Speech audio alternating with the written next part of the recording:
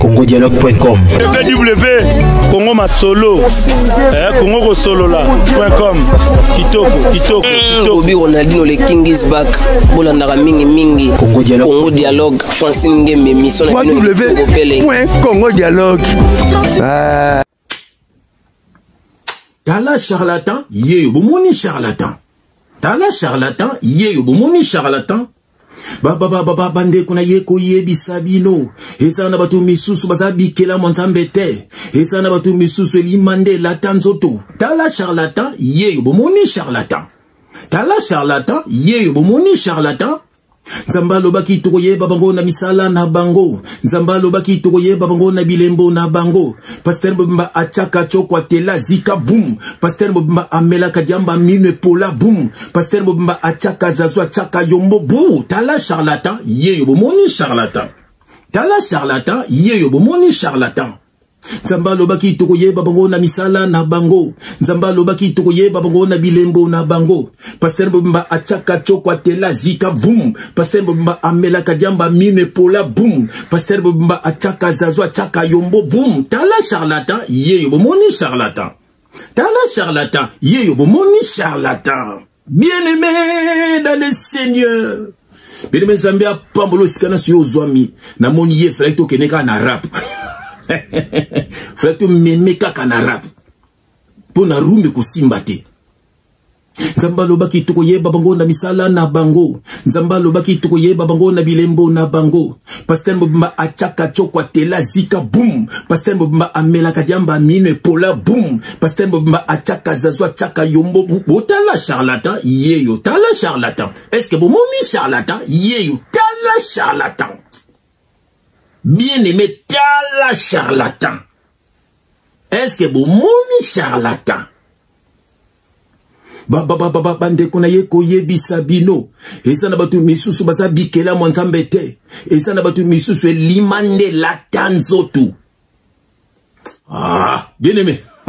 Uzana adresse ya bien. Awa, uzana bala ba Yesu. Bien-aimé, awa. Pour la vandaka kuna, Pierre kuna. Bien-aimé, awa, tout ça na royaume, bananza, ba tout Yesu akufela. Bien-aimé, tu vois qu'on a bit mokoka ya ko récupérer bandeko ya biso bakamu na maboko ya belima.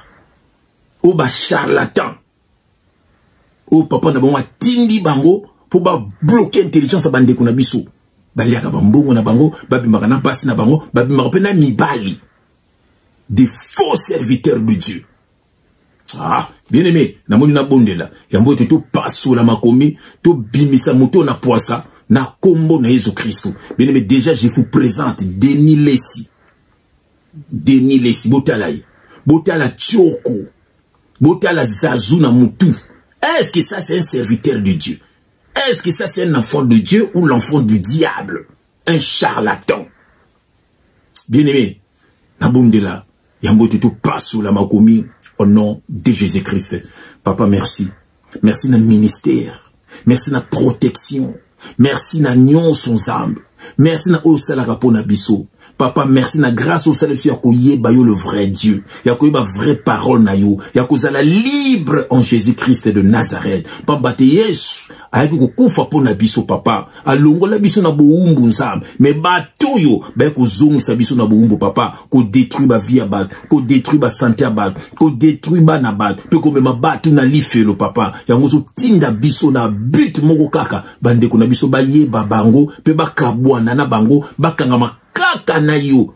Alléluia. Yango papa tikete message yo et ça misala na bomo ya bana na yo et que bateau ba paya au nom de Jésus-Christ. Que le Saint-Esprit parle pour l'édification de ton peuple au nom de Jésus-Christ. Nous avons ainsi prié et nous disons amen.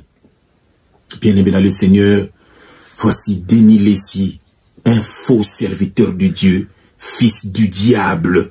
Bien-aimé dans le Seigneur, charlatan, escroc, menteur, bien-aimé, vagabond, bien-aimé, voyou, bien-aimé, un aventurier tout fait, bien-aimé, bangonde ba koti, nakat ni langa na nsambe, ba ko détruit ba âme, bien aimé na bato balandaka moto bato ya motindo yo est-ce que moto azata moto kotikele litoyi na yo bazalaka na ba domination bien aimé le Seigneur pourquoi tu lobi que elima elati nzoto bien aimé soko ki na livre ya Genèse chapitre 6 autangi verset 1 na 4 okomona ba géant bien aimé ba géant ba démon ba kitaki na mokili awa pe ba sangana ki na basi basangana ki na bato mokili oyo pe baboti na bango bana bien aimé ezana bato mususu soko tali ozomona ke oyo aza mwana nzambe te donc makambo bato basalaka ben baso banga ta nzambe te ya ona lobaka bango babanga ka nzambe te ndenge nini bino bolingaka biso to banga bango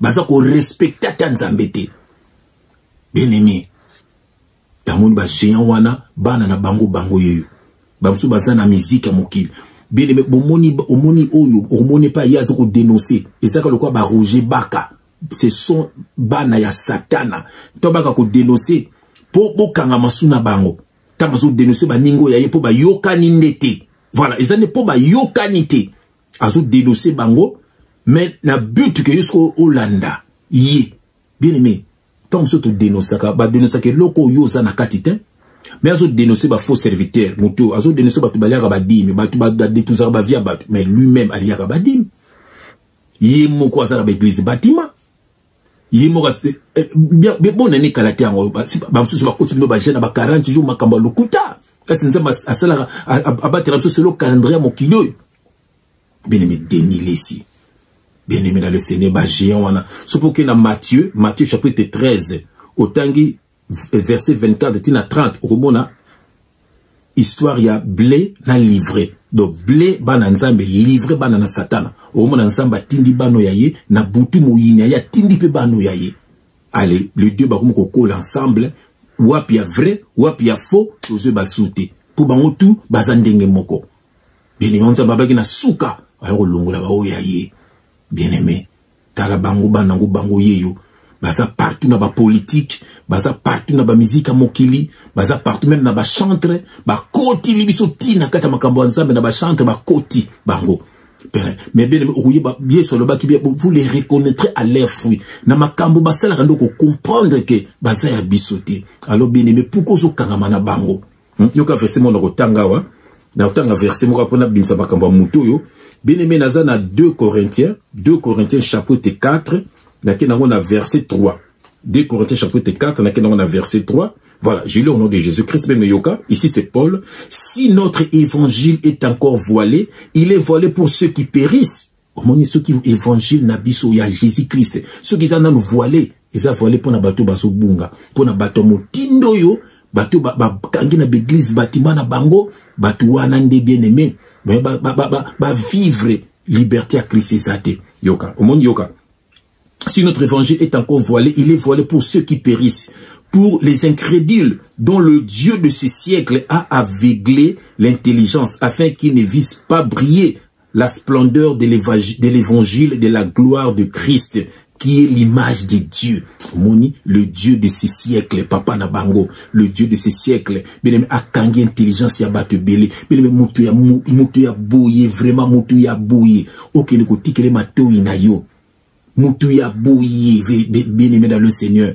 Jésus a tout accompli à la croix. Bien aimé, nous sommes au temps de la grâce. Et on trouve quelle grâce. Bien aimé, nous sommes au temps de la grâce. Bien aimé, soukou yambi sma bomo enayo, Matthieu 6:6. Bien aimé, tu es sauvé. Tambola na ko banga nzambe. Bien aimé, yemoko ko baptiser du Saint-Esprit et du feu. Du Saint-Esprit a pris au Saint-Esprit, du feu a brisé yodo. Bien aimé, brisement et bende leki na moto. Bien aimé, mwana yomoko okumutika bloga mikenki et bande ko dense bomo enayo. Voilà, donc sous baptême du feu. Voilà. Au moins okumbo ndeni. Pour le changer boy, ça dit nzambe bien aimé à Kangolio. Si vous tambola kana ko banga nzambe, sambela ka volal, sambela ka sukula muki, sambela ka volia, sambela avant toutes choses parce que vino comme dépendre na Saint-Esprit. Et puis kufi nzamba zubo molimo na yo. Bango basali ba église na bango lukuta balande l'église catholique et yakande na colonisation. Bango balande l'église catholique, ba kokona so bano sambela ba groupe de prière bien aimé dans le Seigneur. Paul azoki na banda kwa batu bien aimé. Bien aimé, oyo eza makambo ya lukuta. Bien aimé, basenga kabadim, basenga kababoy. Muto bozomona oyo. Bien aimé, proche na ngai. proche nanga sœur nanga moko mona tanga kombone awezate sœur wana zape na proche nanga mutu bozomona o sœur wana zaki na ba problème sérieux azaki na ba problème na libala na ye azaki na problème na vie na ye mutu ayaki poto tonga ye poto connaissance na ya sœur wana amemi sœur pa ya mutu bembe mutu amviraki sœur nanga na quick na Paris kuna yoka makambo ebisi ya binga fona bima nayo soki na bimi nayo na ti semence nanga na kati ya nzoto nayo okomona vino ko changer na mo apesi ba verset ya lokuta kada Jésus Christ abaki na femme samaritaine mayo nga nazo senga yo onga na kopesa yo peso bomo ya seko OK mai Jésus andolo ba bien aimé l'eau c'est la parole l'eau c'est la foi c'est la parole l'eau ya moka Jésus Christ l'eau c'est une femme samaritaine mai abi mayo nga na kopesa et peso bomo ya seko bien aimé bazo va verser wana aliba ko saka ba ser wana abundani nango ser wana abito kutana lobby nango ser wana mokima kimaka mutu anzambe est-ce que c'est solo ti ser wana akima kinaye mais mutu oyo bien aimé je vous dis la vérité abimana basi ba musicien abimana basi ba politicien abimana basi même ya ba ninga naye pono lukuta kokosa na Brazzaville tout ça na ba masolo na ye asilisa basi ya ba mikonzi ya Brazzaville ba pese bambonga bimana bango because so disa kopesa bango onction na Congo kolobate siko ba pauvre dame o ba saka na église na ye donc so déjà libanda zo saka na basi ndengwana siko bato akanga na église na bango mibalo boza na ba bolole ya mibali asaka na basi na bino un charlatan comme ça sur le produit na nzoto ope mobali sia ope mutu ozumonaka mwana satana biso lozalaka boye to tozalaki na mokili et puis tu comprends boye s'il vous plaît quoi ah oya moins cher botina tebo bien aimé pourquoi bazoko sabino tango boye baki mutu bakangaki ye ba elekaki partout na télévision na internet bon moneke ba image bon dia ba malfaiteur ba kotera ba na butu et ça tina le ko na ba YouTube au monde malgré ba effacer ba tumso ba regisango ba kanga ba to mutoyo azalaki wana na ba mindoki s'il vous plaît denilesi azali ndoki nazo sabino oyo azandoki azabena ndoki apumbwa na butu bosomo na wana ande ko belela nzondo eza elima ya mai ya village na bango nzondo abelela ka eza elima pile me comment makambo nzambe eza spirituel Dieu est esprit so comment faut batu yozo mona baya bazwa domination na vie na yo domination na bambongo na yo botelaka ninga lataka bili makambo nzambe eza makambo batu te bango bato yo chaque gouvernement ce que yé bango ba ye wana ye moko zolo bango ke tisike dazo pesa te Kabila bande ko pesa azolo bango to liambongo wa Kabila azolo bango tisike dazo futa te et puis bozo yoka ye atu ko leke mission moko zo baba clip aturo yo ya ba nzambe natina moko te olakela bato ba jipa milai yoka makambo zoloba et ça wana na atu ko landa mission wana oh talantina ba faux clip ba channel ba sa so ba clip bongo te azolo ba bongo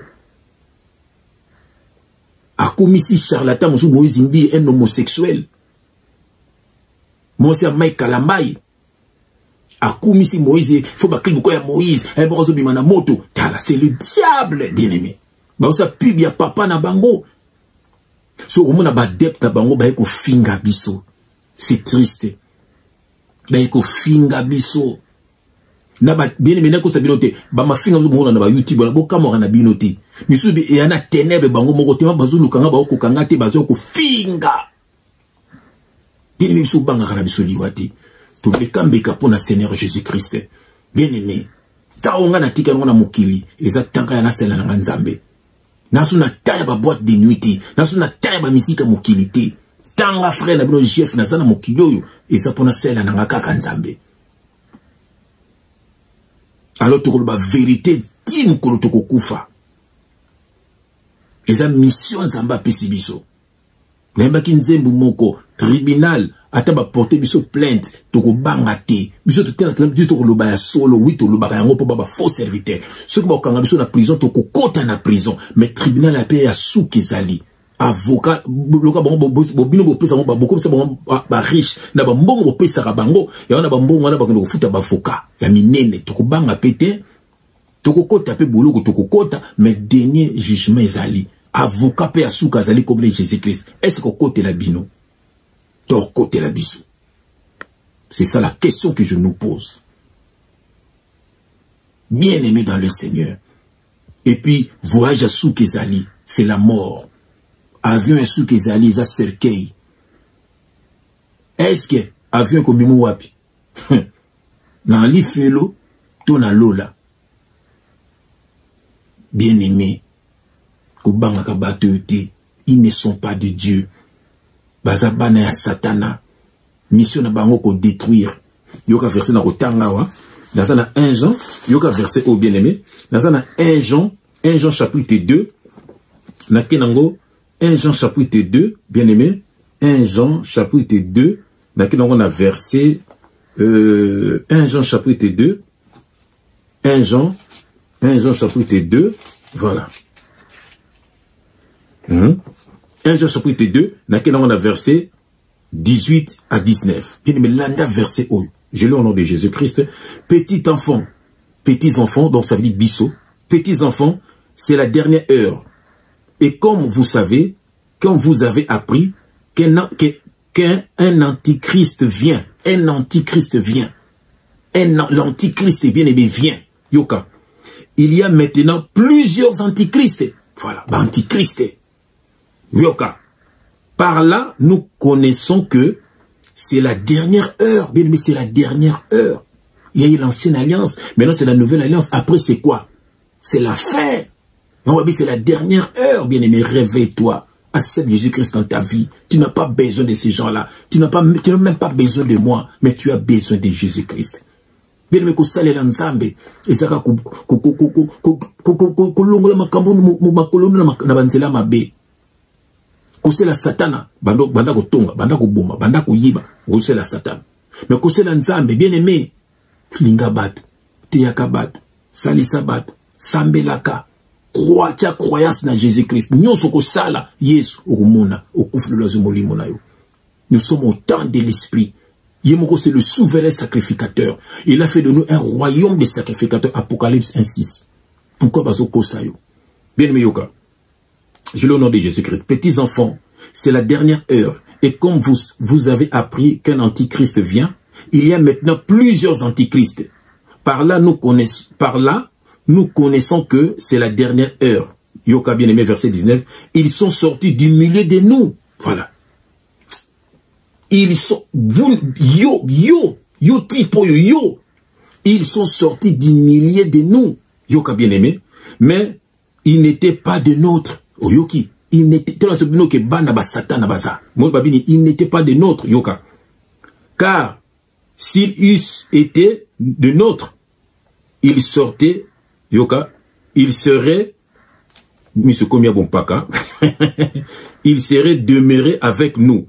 Mais cela est arrivé afin qu'il fût manifesté que tous ne sont pas de nôtres. Tous ne sont pas des nôtres. Ils se sont, bien aimé, ils se sont glissés parmi nous pour détruire ma vie. Maman, karambana mobali na yo. Maman belora lambela mobali akela da bato yo. Basana ba domination, basako dominer bino. Orubongo sandaku, okokombela l'église bâtiment. Mbongo no kosombela bango bakiti. Yesu lobako na verset nini. Bien aimé. Kangamana nzambe kabona batoyo. Basa ya nzambe te. Talaka lulenge na bango. Vous les reconnaîtrez à leurs fruits. Bien-aimé na moni na sukawa. Kangamana Yesu. Kabona na ba faux serviteurs de Dieu. Ils ne sont pas de nôtres. Bana mission. Yako détruire you. Yako memo na enfer. Nga kutu frère no jief. Et si na comprena bango na kabwana na bango.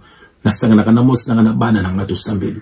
So tozana tana ba frère nanga tangi to kutani pe to bondeli na biso. mais sinon mutomta na kone na mwasi na bana na ye azolande la vie à mwana na ye. Comment yo otika mwasi na yo mutu mususu azo abomination sérieux. Pasteur eza mutu nyonso surtout o aza na kati ya corps du Christ. Il a fait des dons aux hommes.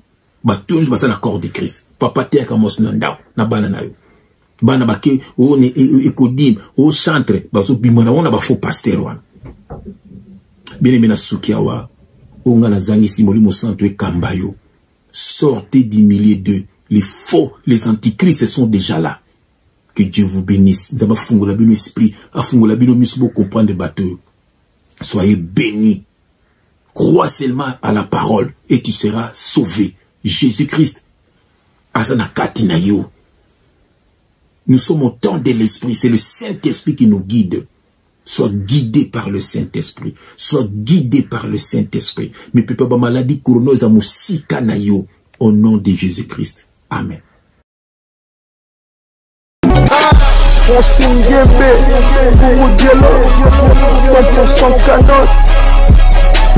CongoDialogue.com.